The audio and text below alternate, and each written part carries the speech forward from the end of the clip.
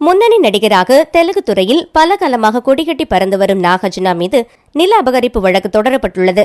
இவர் ஹைதராபாத்தில் தம்மிடிகுண்டா ஏரியில் உள்ள ASTL பகுதியில் கன்வென்ஷன் சென்டர் என்ற பெயரில் அரங்கம் இவருக்கு சொந்தமாக உள்ளது. வாடகைக்கு விடப்பட்டிருக்கும் இந்த அரங்கத்தில் நடிகர் பாஸ்கர் ரெட்டி பல கோடி ரூபாய் முறைகேடாக சம்பாதித்ததாக ஜனம் கோசம் மானசாட்சி அறக்கட்டளை தலைவர் காசி ரெட்டி பாஸ்கர் ரெட்டி நிலத்தை அபகரித்து நாகார்ஜுனா சட்டவிரோதமாக இந்த கன்வென்ஷன் சென்டரை கட்டியிருக்கிறார். பல கோடி மதிப்பிலான 3.30 ஏக்கர் நிலத்தில் விதிகளுக்கு மீறி கன்வென்ஷன் சென்டர் கட்டியிருக்கிறார். பொது இடத்தை ஆக்கிரமித்ததற்காகவும் கட்டிடம் கட்டி பல வருடங்கள் கோடிக்கணக்கில் சம்பாதித்திருக்கிறார். நில ஆக்கிரமிப்பு சட்டத்தின் கீழ் நடவடிக்கை இவர்கள் இருவரின் மீது எடுக்க வேண்டும் என்றும் இவர்கள் சம்பாதித்த பணத்தை மீண்டும் அரசிடம் ஒப்படைக்க வேண்டும் என்றும் ஹைட்ராவால் ஏற்கனவே அரசாங்கத்தின் ஒரு பகுதி ஆகஸ்ட் மாதம் இடிக்கப்பட்ட போது சட்டப்படி இந்த வழக்கை அணுகி உரிய நிவாரணம் பெறுவேன் என்று நாகார்ஜுனா எக்ஸ் தளத்தில் பதிவிட்டிருந்தார்.